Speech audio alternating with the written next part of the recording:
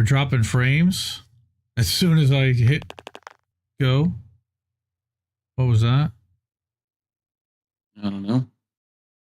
Okay, hi everybody, we're back. I don't know if this is gonna work. We're gonna try. We got one more story. We decided to finish. Everyone do the internet dance. Everybody do the dance for the internet. Dude, what the hell is all I can say? I don't know, man. Like, this is just well, I Cable said that they fixed it and they lied. You lie, Cable. All right, well, I did not bring out. Sorry. We're sorry. We're so sorry. We are deeply sorry. That's what Cable's going to be saying to me in about 15 minutes, probably, or whenever we decide to. We're sorry. We're so sorry. We're sorry. We're so sorry. Well, we crashed already, so that's nice fun. That's good. All right. Well, this is once again the continuation of How Did We Miss That? And I changed the stream title so that people know that it's actually something different this time. And again, going to give everyone a chance to get back in here. We crashed and finished out the story because I was like 80% of the way through the article. So I figured we might as well just finish, record it. I'll cut that part out when we actually crashed, and we'll put that out as a clip. But hopefully we're going to stop dropping frames. Damn you, Cable, now. And we can do our final story about the censorship industrial complex, get to our quick hits, and get the hell out of here so that we can do some boats. And hopefully boats holds. That's the plan. Yeah. I don't know how many are making it back here, so I'm going to just kind of chill out. They'd already be in boats. What? They were smart. What? Why? Why would they be there? Anyway, you have a link at the end of your YouTube things now that says go to boats. Okay. You know. Well, whatever. So we watched that wonderful woman talk about what was going on in Palestine, and as a Jewish woman, what her experience is. Hopefully the people you guys, I don't know who Overrated Yacht is, but I'm guessing I have an idea. Disco music was Russian. Okay, if you say so. A lot of it was. Bad Cookies is here. There's so much Russian art that we just don't see here. Tons of great animation and music, and but whatever. Like, wasn't all just bleak brutalist nonsense. So hey, I got a question. Anything happened this weekend? Okay. Nah, not anything important. So cool. Those bad things are happening. Nah, nothing happened. So I wanted to get to two different articles that came out of the Taibbi Twitter files, FOIA files, censorship industrial complex stuff that he's been all over for the better part of 18 months. So the first one actually happened about a month ago, and I didn't really hear anybody talk about it, but it was really important because if you remember the 2020 election, and I think some of us do, one of the organizations that was highly influential was that no, Anna, we're not doing any Rockfin on the redo because we just crashed, and I'm just not setting one up. It's a pain in the butt. Sorry. Tell Rockfin it's a pain in the ass. Stanford Internet Observatory, again, has been very highly influential when it came to the election, to censoring Twitter, they hired this woman named Renee DiResta. They had this guy recently who just resigned from the Stanford Internet Observatory. But then we find out that not just he lost his job, but everybody lost their job. So everybody lost their job because the center lose your job. Was the and leading. You lose your job. Yeah. So the Stanford Internet Observatory is brought to heel. Now, Andrew Lowenthal had actually written one of the Twitter Files articles way back like a year ago. He's from Australia. He says karma has just caught up with the Stanford Internet Observatory, which will be scaled back to just 3 staff, according to the Washington Post. The contracts of its leading protagonists or propagandists, Alex Stamos and Reade DiResta, have not been renewed. Yay! Yay! You know, we hate people losing their jobs, but propagandists losing their jobs. Yeah, exactly. All right. It was former CIA fellow DiResta that led the Stanford Internet Observatory's signature initiatives, the Election Integrity Project, the EIP, and the Virality Project, VP. Of course, the Virality Project was around censoring COVID stuff. Election Integrity Partnership ended up running the tabletop exercise that pre-gamed all of the Hunter Biden laptop censorship for the social media companies. That was just Russian propaganda. Russian scum. You and your damn emails.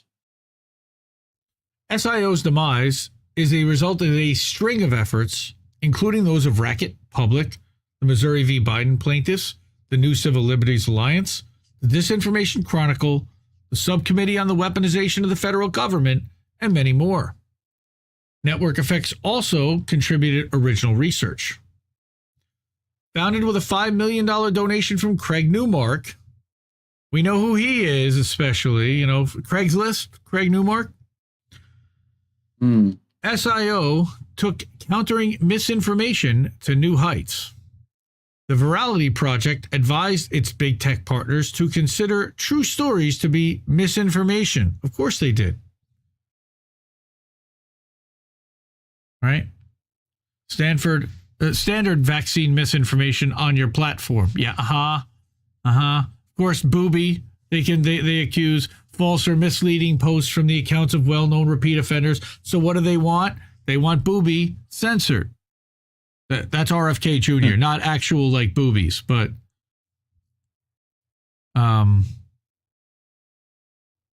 yep. We're back at another stream on YouTube, guys. That has this title of Censorship Industrial Complex. And thank you for jumping over to Rumble, everybody who has. And Rumble's kick-ass because as we continue our stream, they don't actually drop our stream, but we actually have a new stream over on the INN channel as well as my own, I believe. I hope so. It's supposed to be running live. If not, then we're just over on Rumble. But it's up on YouTube. I think so too. What he says is that he unearthed that document while assisting Matt Taibbi with the Twitter Files research just in time for his and Schellenberger's testimony before the Select Subcommittee on the Weaponization of the Federal Government. That was last March. It's perhaps the most egregious example of the Internet Research and Digital Rights Field's 180, an inorganic flip that undermined a decades-long commitment to free expression.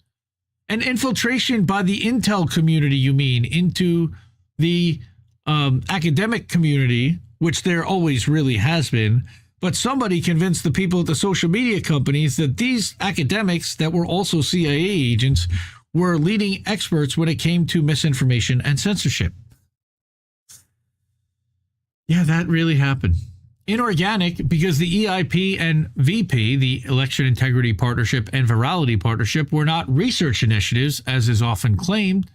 They were seeded by the security state, namely the Department of Homeland Security and the Cybersecurity and Infrastructure Security Agency, which is CISA, as demonstrated by emails released by the House Committee on the Weaponization of the Federal Government.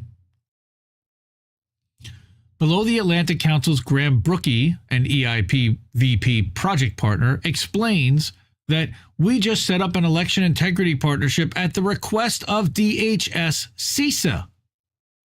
So Reade DiResta, who was lying through her fucking teeth, claiming that this was completely independent of any intel agency or anything having to do with the federal government. Absolute fucking lie. And you could see that this was disseminated throughout the Atlantic Council from Graham Brookie. All right.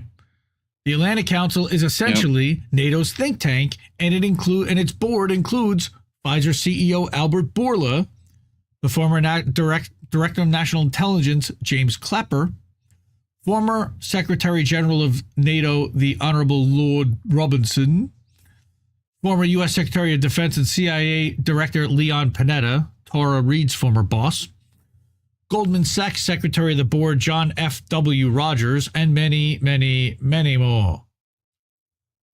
As Taibbi further demonstrated, Twitter was aware of the Election Integrity Partnership's links to the intel community, which, again, he discovered throughout his Twitter files and now also through the FOIA files, where they're now reverse engineering the Twitter files through FOIA requests and finding out through public documentation of people's emails exactly what was discussed between public officials and both these university officials and the social media companies and the intel agencies that's not classified. Right. So when content takedown recommendations came into Twitter, they knew they were more than just serving suggestions. The content of those requests was made clear after the Stanford Internet Observatory was forced to release details of their internal flagging system. This again via Taibbi's reporting. And they had all of these different labels. This is being shared to Facebook. And while it's been labeled, shared in a group, official page shares didn't receive such a label. We recommend labeling all instances of the article being shared on Facebook. I mean, this is literally just nanny state internet police self-appointed by the U.S. government. Right? We found this out a month ago, that they disbanded this organization. Furthermore, that Virality Project, just to remind you why they're disbanding it, because it was a narrative changing and narrative shaping intel state operation that got exposed, partly by the Twitter files. Right? Virality Project was in close contact with the White House and hosted Surgeon General Vivek Murthy for a discussion on health misinformation. Oh, God. They also had a pipe. Vivek. No, not that Vivek. Not Ramaswamy. Yeah. They also had pipeline level access to more than 50 million COVID-related tweets per day. Oh, that seems like it would be a good idea to put the COVIDians in charge of 50 million tweets a day and which ones should be censored. That's fine. This was in no way an insignificant research project, right? They said they were releasing a new free endpoint in Twitter Developer Labs that delivers the full fidelity, real-time public tweets about COVID-19. We know that our standard API has limitations to make it difficult. Now, I'm reading from the email up here. Difficult to adequately study this topic due to its volume. This new stream will include all tweets related to COVID as classified by our tweet annotations, because they're the experts, of course. Just ask them. We intend to publish the keywords and hashtags of the tweet annotation powering the COVID-19 topic, so you have transparency into the contents of the stream and can supplement as needed. Which, of course, they don't. They never did that. Oh, right. The Virality Project pushed to censor other academics such as Martin Kulldorff, a former Harvard professor of epidemiology and a former member of the CDC's vaccine safety subgroup. So as Alex Guttentag and Andrew had reported, the Virality Project had played a major role in censoring Kulldorff. On March 15th, 2021, that's a year after the lockdown started, Kulldorff had tweeted, quote, "Thinking that everyone must be vaccinated is as scientifically flawed as thinking that nobody should. COVID vaccines are important for older high-risk people and their caretakers Those with prior natural infection do not need it, nor children. Safe and effective, safe and effective. That's Martin Kuldorff saying that, not in the YouTube. Now, Rumble, Rockfin, and everybody else, that's a whole different story. But as far as YouTube is concerned, they're safe and effective. I love how you coughed and died right after you said that. That's definitely right. Definitely doesn't say anything, does it? Safe and effective. However, many outlets describe the Stanford Internet Observatory's demise as the result of sustained right-wing campaign by conservative outlets and ignore the corruption at the heart of the project. Predictably, Stanford, DiResta, Stamos, and their supporters shout, "Everything is right-wing," as they scramble to come up with a narrative. Stamos? Well, maybe. No, it's Alex Stamos. It might be John's brother or cousin. But they shout everything's right-wing. Jesse for a second. No, Uncle Jesse. Uncle Jess, that's what my kids call Jesse now. But as they scramble to come up with a narrative that deflects accountability for their actions, they're screaming everything is right-wing. Because everything that I disagree with is right-wing. All right? So... Dude, those pants do make you look right-wing. Well, so. Pants check, I am wearing shorts. The truth is that the Stanford is just that SIO was doing something egregiously wrong and was targeting people regardless of ideology. Those reporters could easily find out that out. The lead tweet of Taibbi's House testimony has been viewed more than 40 million times. Right? So Stamos and DiResta will, of course, find other work. I think that DiResta has already found another job. Stamos already has, starting a company with former CISA head Chris Krebs, and I think we even covered that. Meanwhile, DiResta has a new book out, endorsed surprisingly by Jonathan Haidt, who was among the top signatories of the Westminster Declaration. That's kind of weird, hypocritical. Yep. Maybe that's why guys like CJ Hopkins didn't want to sign it. Or maybe he did want to sign it, but then they kicked him off because he called it a sham. Oh, right. That's what happened. That's right, Michael Schellenberger. We saw that. Despite SIO crumbling accountability, still appears to be sorely lacking. Despite SIO crumbling, accountability still appears to be sorely lacking. DiResta appeared top of the bill at a recent Yale conference on propaganda. Yes, because Yale is deep in disseminating propaganda, skull and bones. Yeah, they've never had a club that involved, bits and pieces of people and whatnot. It's never happened. Never had Cookies. A Bush in that club. Bad Cookies asking the question, isn't that a conflict of interest? Yeah, I think it quite might be if it might possibly. If you're advocating and endorsing Renee DiResta while also signing the Westminster Declaration, you might be an op.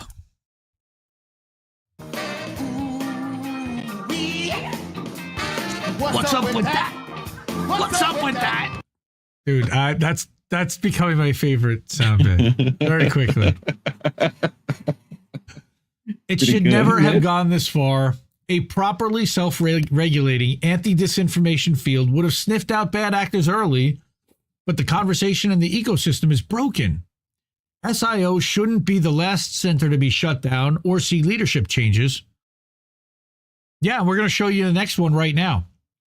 Breaking basic research ethics, hiding your relationship with government and intelligence agencies, protecting corporate products from proper scrutiny, and pushing for the censorship of other academics is not free academic inquiry or free speech. It's corruption and it's censorship, which he didn't say there.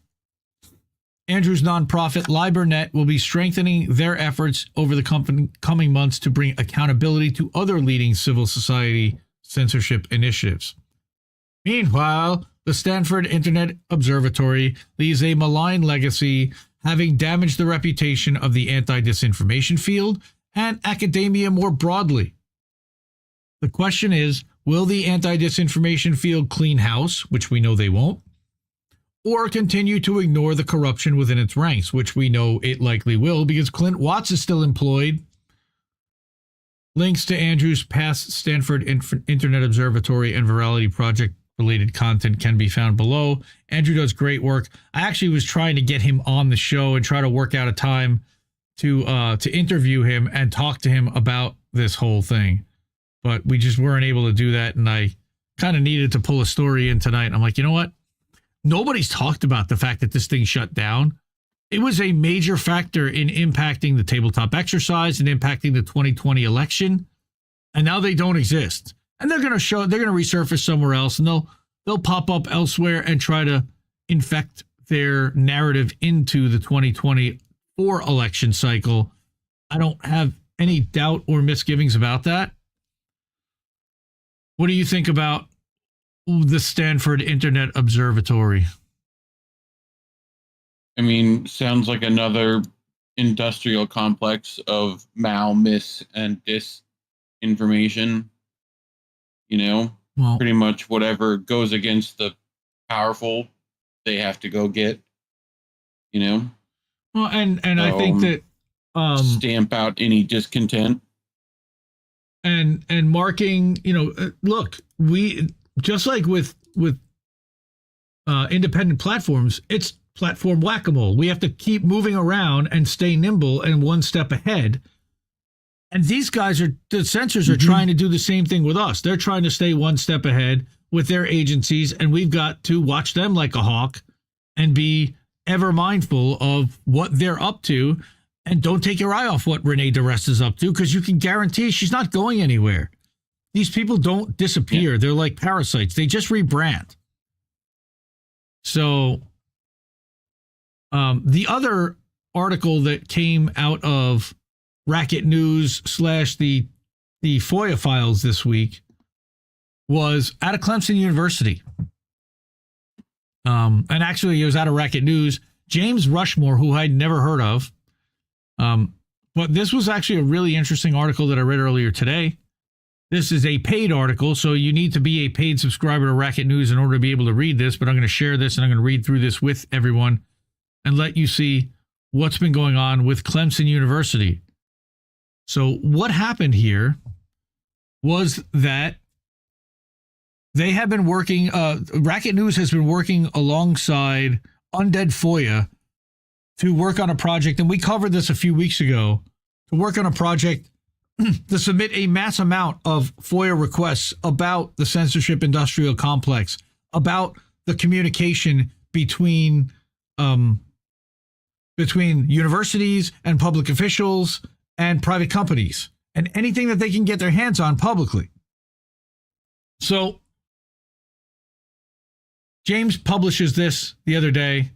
The FOIA request that we sent to Clemson University reveals a tight-knit relationship between university professors, federal law enforcement, and the news media. Go figure. Yeah. So, like we said, Stanford wasn't the only university that's participating in this. You've got societies and you've got projects and you've got groups all around the country at different universities that are monitoring on behalf of the federal government, on behalf of the intelligence community, and they've got spies everywhere. So James writes, if you've read the Twitter files, you are likely already aware of the social media platform's interactions with Clemson University's Media Forensics Hub. The relationship between the two parties was tense. Internal communications confirmed Twitter's annoyance with Clemson's practice of running to the press with claims that Russian trolls were running rampant on their site. In May 2020, Yoel Roth, we know him very famously from the Twitter files, then the head of site integrity at Twitter. He would later become their, I believe, lead general counsel or the head of security, information security. But then he was head of site integrity.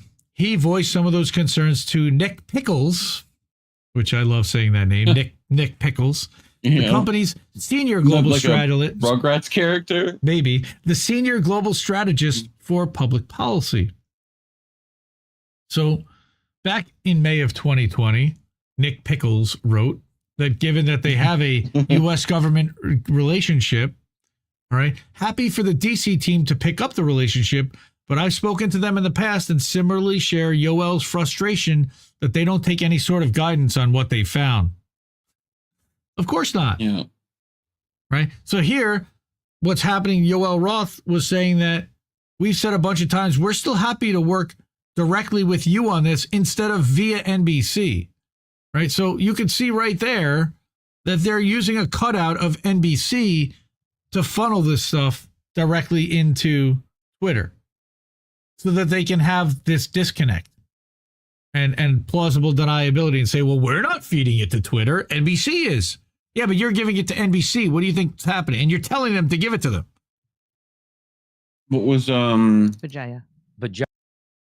What was Vijaya up to? Lead general count. That was lead general counsel for Twitter at the time. Hmm. So I don't know if Vijaya even knew about this, but Shut your mouth. well, Vijaya does like to stay closed. Roth also took You got issue. Nick Pickles and Vijaya, dude. Don't even act like that's normal. Someone Roth. set that up, dude. Yoel Roth also took issue with the hub's persistent attribution of certain accounts to Russian trolls. Later that same month, he questioned the hub's Russia-heavy focus because they were designed and put there to be able to stoke fear about Russia and to plant stories about Russia. Right? So he says there, the you haven't attributed to Russia in a while comment is particularly revelatory of their motivations, IMO. Yeah, because they're accusing Twitter of helping Russia, which is amazing. What is the Media Forensics Hub? Well, let's go back. Described as an interdisciplinary team of researchers working to study and combat online deception. Yeah, the censors of the censors. Who's monitoring the monitors, right? The project kicked off in 2017. That was the year communications professor Darren Linville and economics professor Patrick Warren joined forces to uncover and expose millions of tweets they attributed to Russian trolls. Sponsored by the taxpayer-funded South Carolina Research Authority, the hub was officially launched in May of 2020. 2 years later, along with the University at Buffalo and several other institutions, it received a $5 million grant from the National Science Foundation. All for a bunch of bullshit to make up stuff about Russian trolls on Twitter. Man. Probably dude, someone had to code Hamilton 69. What the hell are we doing? We should be petitioning and getting some of this money. At least we're doing legitimate work to expose shit. Last May, Racket filed a FOIA request with Clemson. Our search produced a series of emails that make explicit reference to the university's dealings with federal law enforcement agencies, providing Clemson help with resources, among other things, right? So social media companies and the news media. Okay, so again, Clemson is making deals with law enforcement, social media companies, and the media. The Clemson files are difficult to summarize, but offer probably the most comprehensive portrait we've gotten yet of the role of that such ostensibly non-governmental anti-disinformation, quote-unquote, research institutions can play as middleman organizations. These emails also document the high degree of influence the school had with federal agencies and the media, even if Twitter was not always as cooperative. So they had ways. They had their ways. This is really scary shit. So again, you've got a combination. This is like literally the way they describe fascism, right? You've got corporations, government. Well, it's how Mussolini described fascism, but yes. Corporations, government, academia, all, and then non-governmental organizations, NGOs that are funded by the government, or at least in part. Like, how is this? This is bad. A summary of key communications is listed below. while 3 new batches of documents have been uploaded to the Racket FOIA library, where, as always, they are not paywalled. So everybody can go and read this stuff. Mm. On March 7th, 2020, and that is about a week before they started locking people in their houses in the United States, Linville messaged Yoel Roth to discuss his team's work monitoring alleged Russian activity on the platform. This was also 3 days, by the way, after Super Tuesday, or 4 days. Roth, as it should be noted, was recently affiliated with both the Atlantic Council's Task Force for a Trustworthy Future Web and the Aspen Institute's Commission on Information Disorder. Recently. Russian scum! So they take care of their own. Yoel had to go and hide in the bathroom for about a year, afraid that somebody was going to come after him for all the stuff that he did and all the people that he censored. Nobody did. And then the censorship industrial complex came and gave him a job at the Aspen Institute and at the Atlantic Council, the kings of censorship both. Aspen Institute famously... Twitter doesn't have a problem with this. They fixed it. Elon fixed a free speech. Free speech now. Right. The WEF lady came in and fixed it. It's fine. Yes, you could tell by everybody's massive reach that doesn't pay. The most reach, very reach, much wow. Right. You know? Linville told Roth that he had hoped to have the accounts in question suspended before Super Tuesday 4 days earlier, before making reference to CNN chief international correspondent Clarissa Ward. More on her below. Linville then hinted at the level of coordination between his team, CNN, and federal law enforcement agencies. Quote, "I'm not sure what CNN or the feds have shared with you, but it's likely our list has been updated since you got information from either party." Yeah, that's not cool. They're all working in cahoots together. Darren Linville, Kevin Kane, Patrick Warren, but also now directly sending the email to Yoel Roth. So we see that. I saw you were working from home. How did you see that? Maybe he tweeted that he was. Maybe he saw on Slack that he put through their secret Slack communications, or on WhatsApp. That was the name of the damn app I couldn't think of earlier. That the Amazonians could be using potentially. But WhatsApp chats. Or maybe... DMs? Maybe. She even caught me on camera.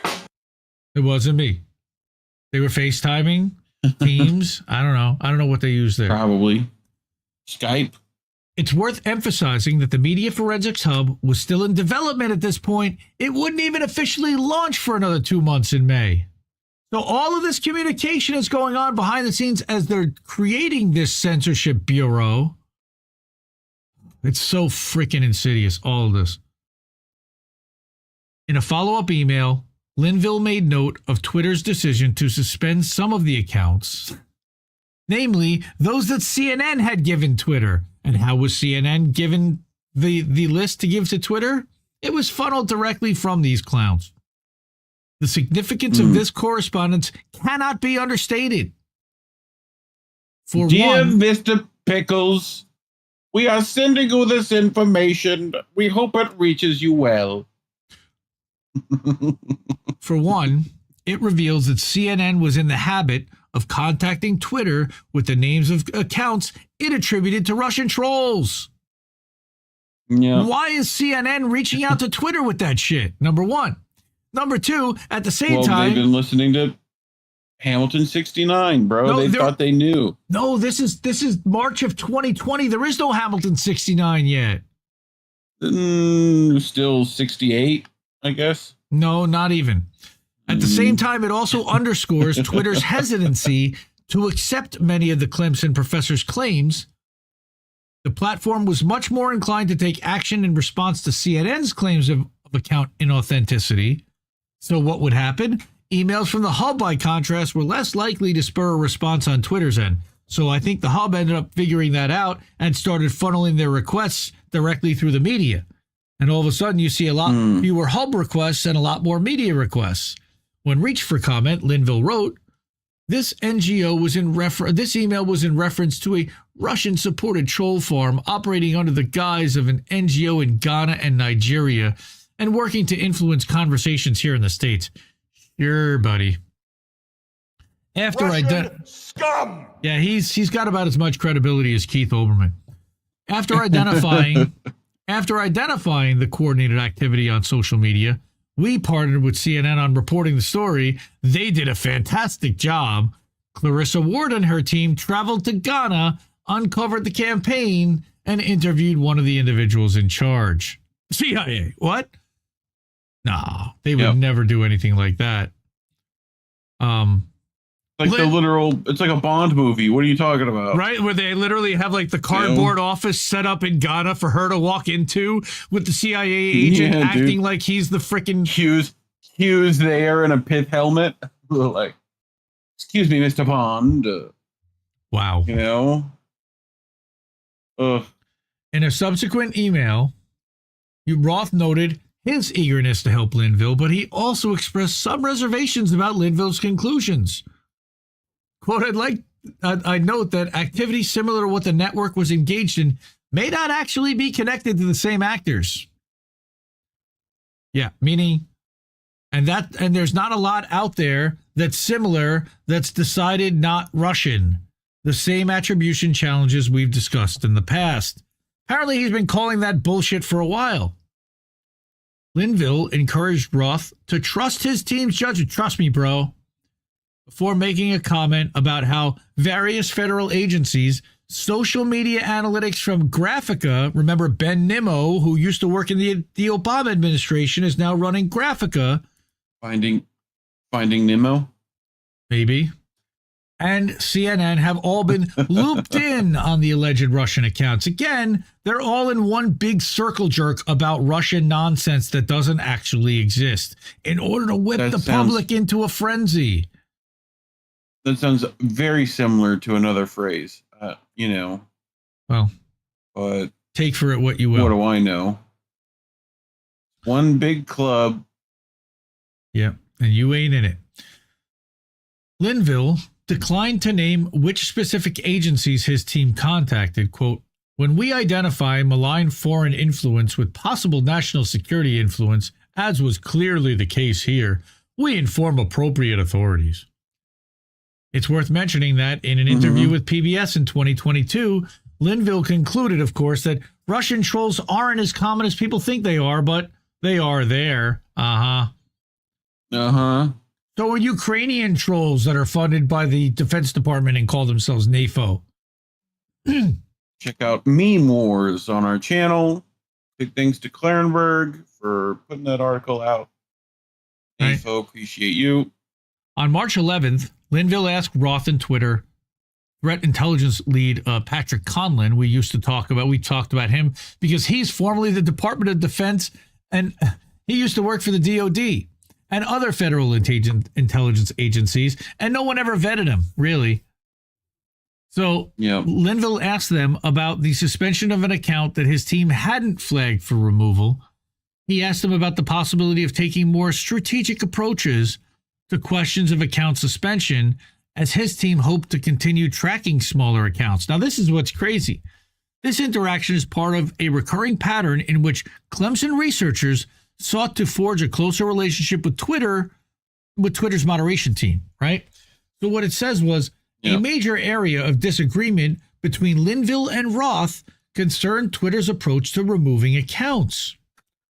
Roth wanted them gone. He insisted that no one benefits from the continued presence of inauthentic activity on social media and encouraged Linville to hand over the names of any accounts his team may have been keeping to themselves. He even invoked former special counsel Robert fucking Mueller. Come on. Really? Of course he did. Yep. We in the Senate Intelligence Committee and Robert Mueller have all called for open info sharing here. No one benefits from the continued presence of inauthentic activity on social media. Mueller. Just tell me what accounts I can ban for you, sir. Linville then responds by explaining his team's reasoning. Please let me lick your boot, sir. Linville responds by explaining his team's reasoning. he wanted Twitter to preserve the smaller accounts because they were less likely to gain traction, but more likely to waste the alleged Russian network's time and resources. He also believed that maintaining such accounts would help his team better understand the network's tactics and behavior. He wanted to study them, and then hopefully that they'll lead him to the big fish. I mean, he thinks he's Columbo. Right? One more thing. Roth argued that Linville's preferred strategy was not the one we choose to advance in this space based on our approach and the approach of the rest of the industry to combating these threats. We don't let them go and monitor and watch them and hope they do something so that we can catch them later. We just shut them the fuck down, is what he's saying. At the same time, he acknowledged that working with Linville's findings would probably prove more efficient than waiting for law enforcement. No wonder why he got a job at the Aspen Institute now. On March 12th, Linville's partner, economics professor Patrick Warren, jumped into the conversation. He claimed that the feds and CNN were much more receptive to the Clemson professor's input than Twitter was. Well, these guys believe me. Why don't you? Come on, bro. He described how CNN had provided them with a researcher and cited how Clarissa Ward and her team had traveled to Africa to follow up on their research because it was set up by us. Mm-hmm. He also noted that law enforcement had been open with Linville and Warren to the extent that they can, under regulatory restrictions, and that they can, and mentioned that they'd shared resources with the Clemson team. It's all on the hush-hush. Come on, man. We can't really tell you, but we're going to tell you anyway. Make you feel really important. Holy shit. As strained as the dynamic between Twitter and Clemson could be, I can't believe there even is a dynamic. CNN's relationship with the two parties appeared much more amicable. Fuck you, CNN. The news network was willing to share alleged Russian tweets with the platform while also providing the Clemson professors with research personnel. This is literally the Clinton News Network. Oh, those Russians. This is the Clinton News Network come to life right here. The Anderson Cooper CIA-led news network. Yep. The Warren email, and that's not Elizabeth Warren, but the partner of this Clemson project. The Warren email also reveals the sophisticated nature of Clemson's collaboration with federal agencies. His third point is especially salient, that what resources and information did those law enforcement agencies provide? When asked for comment, Warren wrote, emphasis ours, at the same time, our impression was that the FBI had been following up with local investigations and foreign partners. Twitter, in contrast, didn't seem to be dedicating any significant effort to this project. And then we find out that the FBI really hadn't been. So it was really CNN. But of course, we know that it was CNN funded by and led by the U.S. government, or somebody affiliated with them and funded by the U.S. government. Linville also made reference to his team's relationship with federal law enforcement in a July 2019 email to Yoel Roth. According to Linville, this guy Linville, he ran the Clemson project here. He and his team regularly share what they've learned as well as accounts they feel are suspicious with various federal agencies. Of course they do, because they're all in cahoots together.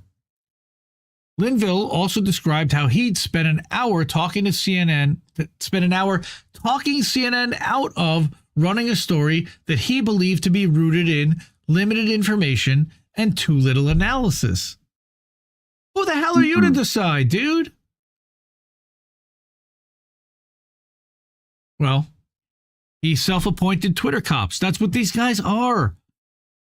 The censorship police. Regulators. Yep. A subsequent email from Roth to Warren and Linville sheds further light on the nature of CNN's relationship with both Twitter and the Clemson team. According to Roth, Twitter was in the habit of sharing data with CNN, and at one point, CNN sent the hub an unofficial version of the information they'd gathered. What does he say? Thank you very much, my friends. It looks like we missed this one as we're parsing out the AI face accounts from the Ghanaian ones. We sent our data to CNN as we're still working on finalizing it, so it's a little surprising they shared a non-final set with y'all, but it seems like this worked out. Yeah, it sure did. For who? Linville and Warren's discussions with social media platforms weren't limited to Twitter. In March 2022, Linville contacted Facebook moderation leads Olga Belaglova and David Agronovich. Yeah, that's 5 times fast. No, thank you. David Agronovich is formerly the National Security Council, so you know that he's got no intel ties. Belogalova. Mr. Belogalova. Yeah. Is she bombastic? Olga's bombastic. I hope so. Right? Super fantastic, even. Yes. So Linville contacted Facebook moderation leads to express doubt about the viability of a proposed data sharing program. According to this guy, the lawyers with whom the hub had consulted were very afraid of GDPR, which is weird because GDPR is a European thing. Why are you worried about election integrity having to do with GDPR? And this is very strange. All right. We've had many conversations with different legal teams, however, and as of now, it isn't looking good. All right. Now, the reason why is because it lists about 50 Facebook accounts in order of date of birth. You're doxing people right there. And in many cases, Twitter accounts that repost the Facebook content. Right. A few of these accounts you've already suspended. Most of these Facebook accounts have the same date of birth. That's kind of interesting. At least one of these, Rima's Malaysia, is also active on Instagram, and there are clear suggestions that the same actor is running both the Twitter and Facebook accounts. That's interesting. I mean, just because they had the same birthday? Okay. Well, 50 Facebook accounts with the same birthday that were posting similar content, that might actually... Sure. Was that Shabba Ranks or Shaggy? I think it might have been Shaggy. Boombastic. Shaggy. Right. So, also, I remember in 2020, there were a lot of conversations, even in my company that was based out of Europe, about GDPR. But I can't imagine why this Twitter censorship having to do with Russian accounts would be worried about GDPR, because Russia doesn't even participate in GDPR. When asked about these concerns, Linville wrote, "Well, I'm not an attorney. I'm not confident in my understanding of the law or my ability to articulate concerns raised by our institution related to the proposed agreement." So basically, I was talking out my ass and letting other people speak for me, and that's probably not such a good idea. Regardless. But I'll do it again. I'll fucking do it again. Regardless, it remains clear that the Media Forensics Hub has, or at least had, considerable reach, a prime example of how academic anti-disinformation research can act as a relay station between federal law enforcement, the corporate press, and internet platforms. And that's what it's trying to do, is to show that pipeline and that interconnectedness and that incestuousness. Game of Thrones? Kind of. James says that below are a few other noteworthy emails you might find in this FOIA disclosure, which we've uploaded again in full to the Racket FOIA library. The Hub's activities are almost too extensive to fully document, but among the highlights are its initial contact with CISA, its advocacy on behalf of a NATO official, and its concerns about tweets touting the efficacy of the Russian COVID-19 vaccine. Weird. Yeah. Right? In October... how dare they... How dare they develop question the efficacy of a vaccine? That's there must be anti-vax, Indy.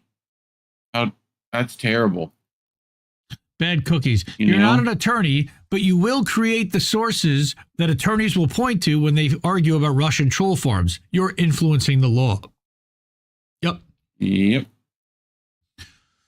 In October 2018, Linville described his team's methodology for identifying Twitter accounts they attributed to Russian Internet Research Agency, the IRA. One of the criteria that he cited is commonalities in the email with which the account is registered. When Roth pointed out that the email address used to register an account is not public information, how did you get it?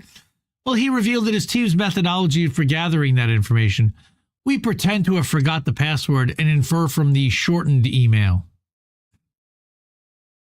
So it says, when you say you forgot your password, it says, we sent the email to in blah, blah, blah, blah, blah at gmail.com. Yeah. That's pretty fucked up. Mm-hmm. In February of 2019, Linville and Warren made contact with Matthew Masterson of CISA. Masterson currently serves as Microsoft's Director of Information Integrity. No conflict of interest there. He also spent a year as a non-resident fellow at the now dissolving Stanford Internet Observatory. Their initial correspondence was arranged by Twitter Public Policy Manager Kevin Kane. So you've got Twitter, Microsoft, everybody's all the Stanford Internet Observatory guy, right? And CISA.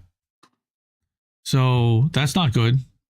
In July of 2019, again, this is stuff going back 4 and 5 years. We're doing forensic deep dives into what happened, how these agencies were created, what the idea and framework behind them were, and how they operated, so that we can be aware for 2024 to see what they're trying to do, because they claimed that they were going to be ramping this up. I remember we called this a couple of weeks ago, that their idea was to run another version of this times 3. They wanted like 3 or 8 election integrity partnerships to be running simultaneously. So by all means, read this. This is, again, over at Racket, and you have to be a paid member. So that's why I want to go through this. All right. Linville raised concerns about Roth's failure to suspend an account he believed was being operated by the Internet Research Agency, the Russian agency, alleged. He described his team's exchanges with Roth as exceedingly one-sided, meaning they're trying to pin this on the Russians and they're Russiagating Roth, and he's resisting at that point. But you know what happens after a bunch of time of doing that? It wears on you. So that by August of 2020, when they're ready to set Roth up for the tabletop exercise about Hunter Biden's laptop, he's a lot more receptive to it. And they end up censoring DMs of the New York Post article. In November of 2019, Linville mentioned how a colleague from the NATO Strategic Communications Center of Excellence in Latvia wanted to know why certain Twitter accounts had been suspended. This colleague was doing research on QAnon. Okay, why does Latvia from NATO Strategic Comms want to know about QAnon? Yeah. Well, because they need to know how to better lie about it, pretty much. In October 2020, Linville made reference to the Media Forensics Hub's work with the Commission on Presidential Debates to identify Twitter accounts with various obvious signs of inauthenticity. Here we go. They keep going. They keep going and going. Finally, in March of 2022, this one's unbelievable. Linville emailed Roth and Twitter threat disruption analyst William Newland. You know that last name, right? Brother of the decades-long Department of State fixture, Victoria Newland. He asked for help in convincing Meta to remove the Russian language Instagram accounts mentioned above and encouraged them to provide their colleagues at Facebook with any knowledge that might prove helpful. Linville wrote, quote, given the ongoing war in Ukraine and the daily atrocities taking place, thanks to Ukraine bombing the Donbass, but that's not what he said, I'm sure we can all agree shutting down Russian state information on every platform is in our shared best interests. They wanted to Alex Jones these people. Newland, who conveniently also used to work at Facebook, responded by noting that they are 100% aligned on the importance of getting this stuff right and mitigated across the whole platform ecosystem. And I remember we had talked about that guy, Mudge Zatko, who brought in, it's Alethea Group, all right? Alethea Group was Frank Zappa's long-lost son. Maybe. No, Zatko, not Zappa. But that guy, through his friends at the Alethea Group, were trying to map internet behavior across social media platforms so that they could potentially try to get people shut down across them. Like they did to Alex Jones, like they tried to do to Trump. Yeah. Right. So according to Newland, the Twitter team was in close touch with its peers in tech, and rival companies were generally aware of one another's approaches to abuse mitigation. The reason why is because they all hire each other's tech and IT security people. Yeah. Yeah. So again, there is a Media Forensics Hub FOIA production right here, and that is an entire free to all article that has all of the raw emails, more than 250 plus pages of FOIA productions and results pertaining to just the Clemson University Forensics Media Hub. Well, and I'm sure there's a lot more than Clemson. Well, here in the Racket FOIA library, you've got the ones that we've covered in the past, the Gary Kasparov one. We didn't actually read that article, but that's available. And the stuff about Kate Starbird and the University of Washington that we covered. Sure. Right. So Cookies is asking a good question here. How is this not state-driven propaganda? How is this different from the fascism they blame Russia of being? And this is like Soviet Russia. This isn't even like current modern day Russia. Well, the Soviet Russia we were lied into believing. But yes. Yes. Right? Yeah. Tara Reade, welcome to the stream. How do we miss that? Hi. Who are these people? Let's give Tara, who are these people? Who are these people? There you go. There you go. Everybody follow Tara over on Instagram and TikTok. She has new accounts over there. I believe it's at Real Tara Reade in both cases. So check her out over there. All right. So we have a couple of quick hits real quick, and then we will get to boats. And I think we're holding pretty well so far. So let's just do that real fast. Tick, tack, toe. A winner. Who are these people? Nancy was not a winner this week. No. So continue reading. No, hey now. Continue. Get out of here. You're an all-star? Okay. That's nonsense. So remember last week, we did a little bit of a piece, about 2 minutes, on Sean O'Brien, the Teamsters, and the Amazon Labor Union, and they were getting a puff piece in the New York Times, and I said, the New York Times doesn't do a puff piece on the Pudork Times, yes, that they don't do a puff piece on you and your labor union unless they're doing it for the benefit of the bosses. So, what, as expected, first they build you up, then they knock you down.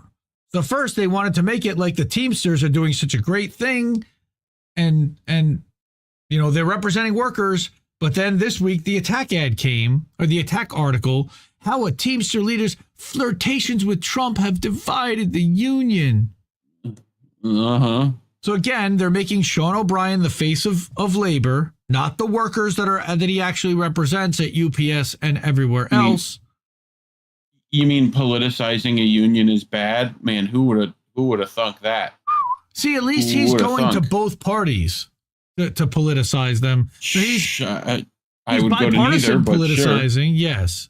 But he also wants to get laws passed. The Pudork Times is not going to do this for any time him meeting with Biden has divided the union. Right. That's never going to happen. Right.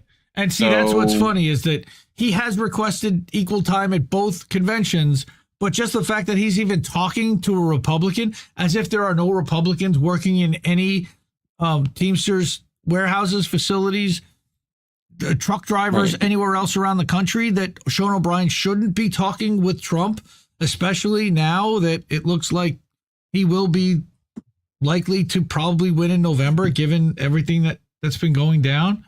But I just wanted to mention that, you know, they don't do this unless they have a plan, an agenda, and, you know, Sean O'Brien plays ball with them. So what's going to happen now is he'll have like a little bit of a back and forth, but they're elevating his profile. They're making him the face, and they're doing that on purpose. Also, I wanted to make note, and I thought this was a funny place to screen cap it. Our friend Snow Himbo of the politically homeless variety, as well as on Snow Himbo Gaming on Saturday nights. Check that out. Last night he was playing the Thaumaturge. He was on Hardlens Media yesterday talking about the psychology of Biden's speech, I think, or something having to do with Biden. He had a great time, got some great feedback. Really appreciate Kit for inviting him on, supporting INN and independent media. I don't stand for that. You don't? I thought you did. And then finally, we've got our weekly calendar for this week, what our plans are. I don't know if this is what's going to happen, so this is all subject to change. You can, again, find all that, like you see on the Nightbot says, at indienews.network. But last night we had now that's on Rumble only, so you've got to go to rumble.com/c/indie-news-network, and you can find Pro Wrestling Talk. It did not go out to Kick or to YouTube last night, as well, or Rockfin. It was a Rumble exclusive as well. And then last night, Snow Himbo gamed. We are live right now. How do we miss that? Just wrap it up after a crash. And then we've got boats smashing and other boats next. We'll do some React funny stuff. Tomorrow night, I don't think we have anything scheduled.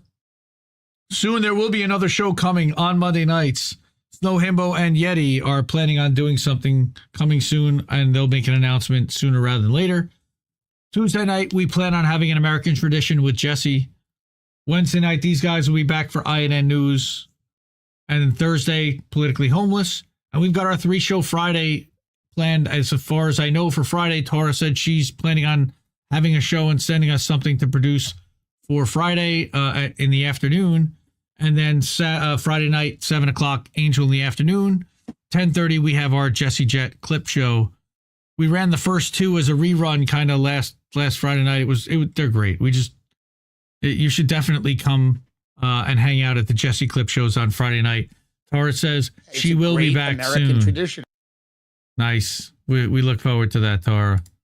And stay safe and out there, and we're glad you're around and crushing it and speaking out. All right. So let's get ready for boats. Everyone's want to laugh. So Reef will drop the links in the chat. We're not going to direct you afterwards because we're on a new stream, but Reef will have the links. You can find us over on Rockfin, Rumble, and YouTube. It's a separate stream just for boats smashing into other boats. We will be deleting it from YouTube as soon as we're done. So check it out over there. But it'll stay up on Rumble in case you miss it. So, and Twitter and Twitch, Rockfin maybe. Rockfin and Kick, I believe it'll stay up on Kick. We'll see. But all right, everyone. Well, keep supporting independent media. I love you. We need it more than ever. Thank you so much, everyone, and we'll see you soon for boats. Yep. Keep listening to what boats had to tell you. See you in a bit, fam. I gotta scroll down here. Hold on. Huh? Where's even that? What? Are you fucking kidding me? Is that no? We just fucking lost the stream. I think I liked it better being blind, when I couldn't read between the lines, and when I couldn't see the cracks in the structure that lay bare before me the whole time. I think I liked it better back when I suspended disbelief and swallowed pride. I thought I knew the difference in the red from the blue, but they both bleed us so dry. They both bleed us so dry. My favorite songs don't hit the same way. I get to the end of a 4-minute track and I'm only looking back thinking, what did they actually say?